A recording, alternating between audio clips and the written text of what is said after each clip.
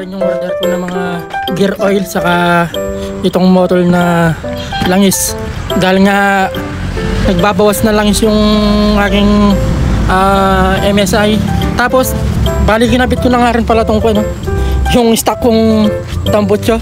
Back to stock muna tayo kasi nagka-problema tong ko. Bumigay. Tatanggal na to kasi kung hindi ko papapalitan to, kung hindi ko papaayos ko na lang, papawelding ko na lang siguro to kung pwede pang pawelding yan. Kasi baka ito lang kasi nakakapit ito sa sa motor, baka malaglag tong tambutso pag napunit na talaga yan. Kaya kapit ko muna tong itong mga oil. Bali 80W nga pa, 80W 90 pa hanggang 90 yung in-order kong kasi sabi nila yung viscosity nito mas mas maganda daw sa gearings pag medyo malapot daw yung may takip pa pala, medyo malapot. Mamaya papakita ko kung gaano kalapot to kaysa dun sa mga ordinary yung mga gear oil. So let's go. So ayan, unahin muna natin tong gear oil. Yan, tanggal, madali lang namin magpalit nyan, and then isalpak lang natin. Alright, pasok. Yan. Tapos ano lang natin, lagayin natin lahat. Oh yeah. Ito lang. Medyo yung viscosity medyo malapot naman to kasi dun sa mga dahil nga 80-90, hindi tulad ng mga iba. Mas maganda daw pa sa mga gearings pag malapot yung gear oil, medyo malapot yung viscosity nya.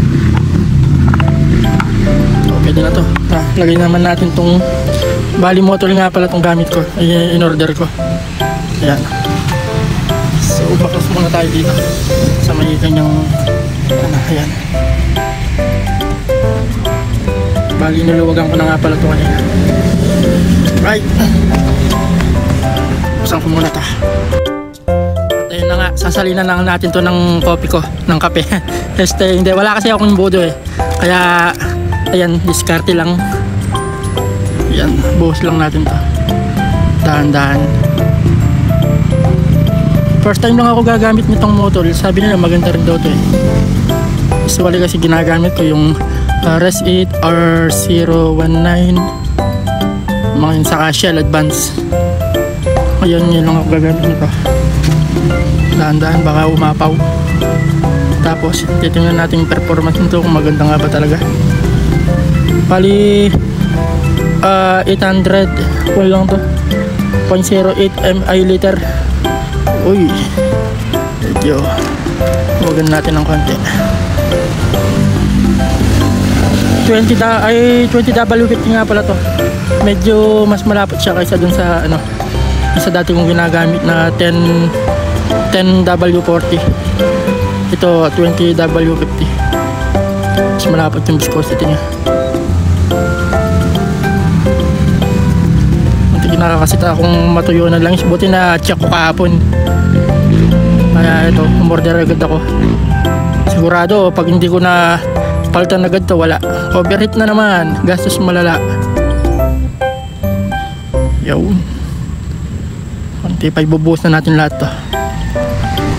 Oh, yung maapaw.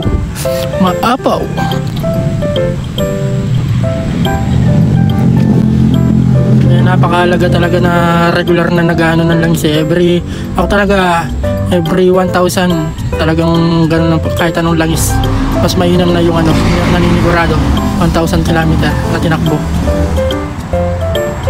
Kasi yung ibang mga langis sinasabi nila pwede raw 1,500, 2,000. Mas maganda na yung sigurado ka, basta sundin mo lang yung 1,000 km paltagad.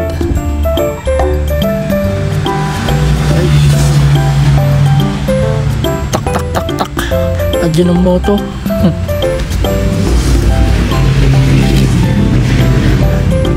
Tapos painitin natin mamaya. Testing lang to. Pasensya na, medyo madumi yung motor ngayon. Ilang araw akong hindi nakapaglinis, medyo busy din kasi. Ayan. Nagpalit din pala ako ng battery kasi nung isang araw ayos hindi. Bago na naman yung battery. Nabasa kasi. Right. Ano to? Check na natin muna.